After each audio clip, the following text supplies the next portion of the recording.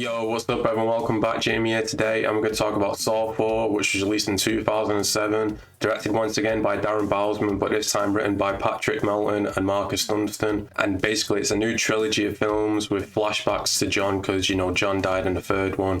And this film's all over the place with the timeline and everything. It's definitely confusing the first time you watch it, but we're going to talk about it and get into it. So let's start. Begins with an autopsy of John, because, you know, he died in the last film.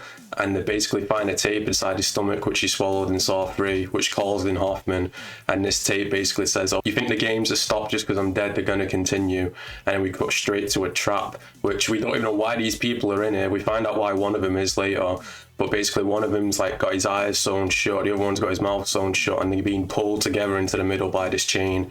And they've got to kill each other basically. I think the guy's got the key, but obviously they can't communicate. So I think maybe there was a way from both to get out if he got the key, but he just ends up killing him. His mouth rips open and we cut to the title card, and we're going to come back to this character later. From there we go to the aftermath of Kerry's trap from Saw 3, and Rig just storms in there once he knows it's Rig and Hoffman and the only two left really. Everyone else is dead or missing, but he just runs right in there without, you know, making sure. Hoffman's like, never go through an unmarked door ever. Like I said, they're the only two left, so the feds are brought in, Perez and Strom, and I gotta say I hate Agent Strom, man. He's so cocky and arrogant and full of himself. Team Hoffman all the way, no doubt. But they think someone's helping Amanda, because Strom brings up like Amanda was kind of weak, how could she pick up Kerry by herself, and John had cancer, so someone must have been helping him. And that's sort of the theme of this film, right? That's sort of the theme of this film, really. Like, someone's helping John and Amanda, but who is it? Rig's watching all the interviews of Jill, John's wife, inside the police station, and Hoffman basically tells him just to go home. So he does, and his wife's like, I'm going away for a few days to my mum's. And she also tells him, like, you can't save everyone, which is common theme with Rig. He does want to save every person. We get a big hint here, because Hoffman's got the teddy bear from Troy's Trap in part 3, and Prez is like, boy or girl, and he's like, girl. So there's like, we'll just get into it right now. Hoffman is the accomplice, and he's helping John throughout all of it. And this is just a dead giveaway, right? The first time you watch the film, you're not going to pick up on it, but once you do after a few times, you're like, wait a minute, I recognise that teddy bear. So Rig's at his house and he gets ambushed and he wakes up. And this is the bit which I don't really get. Well, first of all, he wakes up and Billy comes on the screen. Like, basically, he's been out for a few hours and they've, like, made his house sort of like a trap. Like, you know, you got all clues all over the place, you got a videotape. Billy comes on and he's like, Eric Matthews is still alive. And he shows them on this ice block with a beard and long hair, and Hoffman's there as well. He's been alive for 6 months and now Rig really wants to save him. But it's a bit I don't get. He's got 90 minutes as well to get there, right? But there's this woman who's inside his living room who's trapped like with this machine what's pulling her hair down. And it's like, how long was Rig knocked out? Like, how does Hoffman or John or what? Well, not John. How does Hoffman get all this stuff inside his house? He must have been out like 2 or 3 hours. So what? He got it piece by piece. He brought the woman unconscious up there as well. I don't know. I feel like it would have been easier just to knock out Rig and take him to a different place instead of bringing all this shit inside of his apartment. But, you know, it's a Saw film, so logic's got to go out the window a little bit. Jigsaw's also wrote on the wall, see what I see, and this girl's basically pimping out young girls. We see like photos of her like pushing girls into cars and stuff. This is a common theme with this film. He's basically trying to get Rig to see what he sees. The combination to when the machine was inside the gears, and he eventually gets her out, and she tries attacking him, but he ends up pulling her hair and throwing her through a window, and we get another one of those Darren Bousman transitions, because she gets thrown straight into the police office. This one's not bad, but there's some worse ones later. So we get a flashback to Eric's fight with Amanda, and then he gets dragged away by a hooded figure and kept inside a room for months, basically. Strom thinks that Rig is being recruited by Jigsaw after arriving at his apartment, which, you know, that's sort of what it's setting up. You think it's either going to be Rig, Art, or someone else, which we'll get to. So like I said, Eric and Hoffman are inside that room on the ice block, and this guy walks in with a hood, and it's Art, the guy from the beginning trap with his mouth sewn shut. And first of all, Art, what sort of a name is Art? Like, what the fuck? But he has a scar on his face from the beginning game, like I said, where his mouth got all ripped open. Rig's next game, he goes to a motel and he has to force the guy in there who basically is a rapist. And this is the biggest piece of shit, no doubt, man. This guy definitely deserves it. And he's got to choose to either pull out his eyes or pull out his arms and legs. Obviously, he goes for the eyes, but he don't have enough time, and he just ends up getting, like, quick flashes, his arms, legs getting pulled off and everything. This guy definitely deserved it out of all of them, no doubt about it. Also says on the wall, feel what I feel, which you can tell, you know, John's trying to recruit, you know, he's trying to make him feel, see and all that. So Strom goes to interview Jill, and here comes the backstory. Oh my god.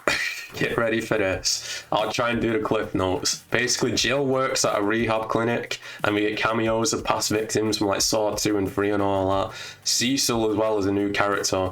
And Jill is also pregnant with John, you know, John's baby. We get the first appearance of Billy as well. It's like a little doll that is made for his son Gideon, unborn son Gideon. And that's, you know, we sort of understanding like where all this stuff has came from. Back to the flashback, we got Cecil. He holds up Jill at the clinic because he wants to get like free drugs or whatever. And then he comes storming out and he pushes the door straight into her stomach, and that causes her to have a miscarriage, unfortunately. John sees this and he carries her to the hospital, but unfortunately can't save Gideon. And this is what sort of makes John, you know, start getting onto his work. It wasn't just the cancer, it was this as well. Brig arrives at his next game. It's at a school, and this is man and woman like joined together by spikes. But for all his major organs, the spikes are, but for her, it's not that much, so she can survive, but he can't. And he's been abusive to her, and basically the lesson is, you know, you gotta undo the ties that bind and get away from this abusive guy. Rick can't really help her, she has to pull it out herself, but he sort of like, you know, he helps her. She survives out of the rest of them in this film. She actually does survive. Strom and Perez arrive at the school, and this is stupid. There's like the crime scene photographer just taking photos as someone like dusts this object and a spike just goes straight through her neck. Obviously it's supposed to be meant for Perez and Strom, but still, she was innocent. She's just doing a job, literally just taking photos of the crime scene. Boom, straight through her neck. Like, what? Do you also get information that Jill is a co-owner of this building? So they start looking around and they find a Billy doll inside a room, and it starts whispering. It's like, Perez, your next move is critical. Open the door. Your partner's gonna shoot an innocent man and all this. So she goes closer, and then boom, Billy just explodes right inside her face. All the shrapnel all over. So you think she's dead, but she's not dead. Not yet, anyway. This is a little bit sad. Eric's like on the ice block. He's like, I don't want to play anymore.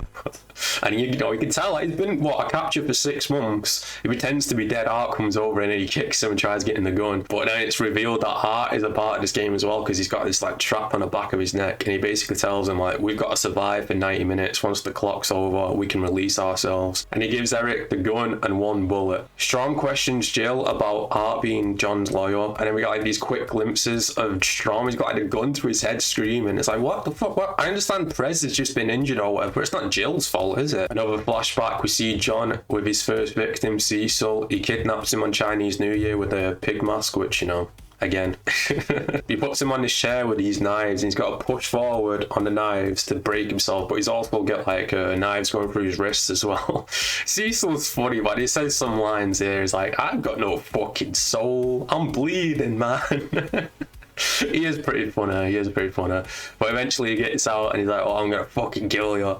Goes over to John. John just backsteps and Cecil goes flying into all this barbed wire. John pulls out his sketchbook and he starts drawing. He's got inspiration for the razor wire from part 1. And then we also see like a glass box filled with broken glass, which is going to come into play in the next film. Strom and Rick both go to the Gideon meat factory, and if you've been paying attention to the last film, you realise this is where all of it took place. It's the same as part 3, and we see a shot of Jeff. And the first time you watch this, you're like, wait, what the fuck? What's going on here? That's one of the twists is Saw 4 is taking place the exact same time as Saw 3.